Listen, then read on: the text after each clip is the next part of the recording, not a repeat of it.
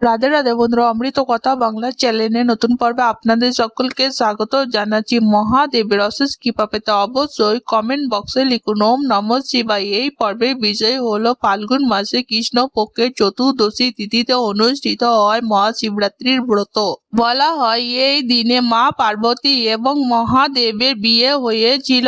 আবার এমনটাও শোনা যায় এই দিনে বিশ্ব ব্রহ্মাণ্ডের সৃষ্টি করেছিলেন মহাদেব। মহাশিবরাত্রির গুরুত্ব সনাতন হিন্দু ধর্মে অনেক। সনাতন হিন্দু ধর্মে সর্বশ্রেষ্ঠ দেবতার মধ্যে দেবাদিদেব মহাদেব সবার আগে। তাকে বলা হয় দেবাদিদেব অর্থাৎ দেবতাদেরও আদি দেবতা। তাই মহাশিবরাত্রির ব্রত পালন নিয়ে সনাতনীদের মধ্যে উৎসাহ উদ্দীপনা লেগে থাকে। আজকের পর্বে যে বিষয়টি জানবো সেটি হলো মহাশিবরাত্রির ব্রত আপনি কিভাবে খুব সহজ পদ্ধতিতে সম্পূর্ণ করতে পারবেন এবং মহাদেবের কৃপা পাবেন এবং আপনার মনস্কামনা পূর্ণ হবে। আসুন জেনে নেওয়া যাক। সবটাই জানবো এই ভিডিওর মাধ্যমে।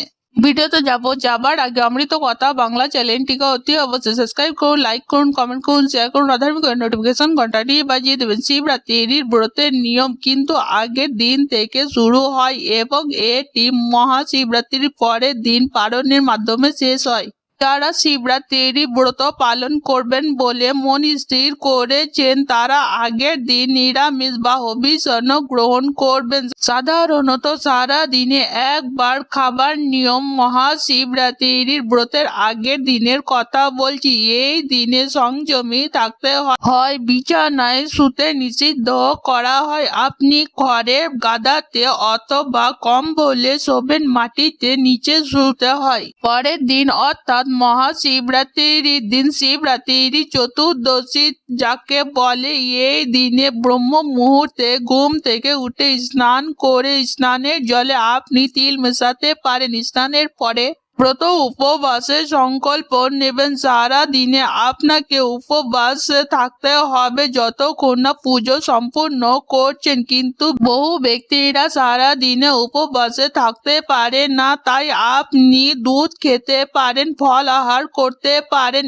এবং সাবুদানাও খেতে পারেন। ব্রত উপবাস করলে এই দিনে সাধারণ লবণ বা নুন খেতে নিষিদ্ধ করা হয়। সন্দুক লবণ বা শিলা লবণ খেতে বলা হয়। যারা নির্জলা উপোস করতে পারছেন না তাদের জন্য স্নানের পরে আপনি সাদা, হলুদ বা গেরুয়া রঙের পোশাক পরবেন। আপনার বাড়িতে যদি প্রতিষ্ঠিত শিবলিঙ্গ থাকে তবে সেখানে পুজো করুন, বা মন্দিরে যদি আপনি পুজো করতে চান সেখানেও পুজো করতে পারেন। তাছাড়া গঙ্গা মাটি দিয়ে 4টি শিবলিঙ্গ তৈরি করা হয় এবং 4 প্রহরে 4 বার এই শিবলিঙ্গে পুজো করা হয়। যেমন দুধ দিয়ে, দই দিয়ে, ঘি দিয়ে, মধু দিয়ে।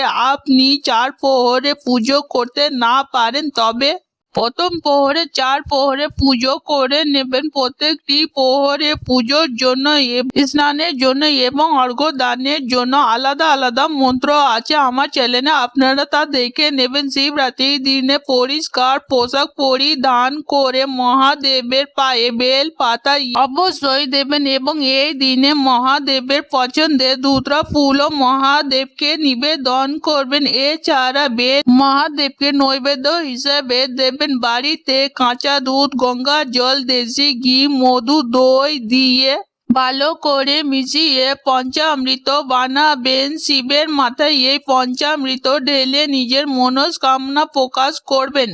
মহাদেবকে মনে মনে মহাদেবকে আপনি ভোগ অর্পণ করবেন। বাড়িতে তৈরি করুন মিষ্টি, আর যদি বাড়িতে বানাতে না পারেন তাহলে দোকান থেকে কিনে আনতে পারেন। যে কোনো সাদা মিষ্টি মহাদেব পছন্দ করে এবং আপনি বাড়িতে ক্ষীর বা পায়েস তৈরি করে মহাদেবকে দিতে পারেন। যদি আপনি শিবরাত্রির উপোস রাখার জন্য মন স্থির করেছেন তবে উপোসের সংকল্প আপনি গ্রহণ করবেন এবং শিবলিঙ্গে যখন আপনি অভিষেক করবেন তখন ওম নমঃ শিবায় এই মন্ত্রটি বা মহামৃত্যুঞ্জয় মন্ত্রটি 108 বার জপ করবেন। পরিবারের সকলকে নিয়ে মহাদেবের আরতি করবেন। আর আপনারা যদি স্বামী স্ত্রী পুজো করেন, উপোস রাখেন, তবে স্বামী স্ত্রী একসাথে মহাদেবের পুজো করবেন। স্বামী স্ত্রী ভালো সম্পর্কের জন্য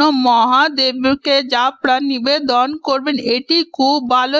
আর যে সকল দম্পতিরা সন্তান লাভের জন্য মহাদেবের পুজো করছেন, মহাদেবকে গম নিবেদন করতে পারেন। আর ভালো স্বাস্থ্যের জন্য এবং দীর্ঘায়ুর জন্য মহাদেবকে দুর্বা ঘাস নিবেদন করতে পারেন। পুজো সম্পূর্ণ হয়ে যাবার পর মহাদেবকে প্রণাম করে বাড়ির বড়দের পা ছুঁয়ে প্রণাম করুন। সবার মধ্যে মহাদেবের পুজোর প্রসাদ বিতরণ করুন। পুজো করার সময় আপনি কিন্তু মনোযোগী হয়ে পুজো করবেন আর মহাদেবের কাছে ক্ষমা প্রার্থনা চেয়ে নেবেন। যদি কোথাও কোনো ভুল করে থাকেন তার জন্য ক্ষমা প্রার্থনা করে নেবেন। পুজো হয়ে যাবার পরের দিনে ব্রাহ্মণ ভোজন করিয়ে বা কোনো ব্যক্তিকে ভোজন করিয়ে মহাদেবের মহাশিবরাত্রির ব্রত কথা শুনে তারপরে আপনি পারণের মন্ত্র উচ্চারণ করবেন। পারণ মন্ত্র উচ্চারণ করার পরে পারণ সম্পূর্ণ হয়ে যাবার পরে আপনি সেই দিনে অর্থাৎ মহাশিবরাত্রির পরের দিনে যে দিন আপনি পালন করছেন সেই দিনও কিন্তু নিরামিষ খেতে হবে এবং একবারই খেতে হয়। সেই দিনও সংযমী থাকতে হয়। মোট 3 দিন, প্রথম দিন ত্রয়োদশী, দ্বিতীয় দিন চতুর্দশী, মহাশিবরাত্রির পরের দিন পালন। এইভাবে মহাদেবের পুজো সম্পূর্ণ হয়। মহাশিবরাত্রি তিথিতে আজকের পর্ব এখানে সমাপ্ত হলো। অমৃত কথা বাংলা চ্যানেলের সঙ্গে থাকার জন্য আপনাদের অনেক অনেক ধন্যবাদ। রাধে রাধে।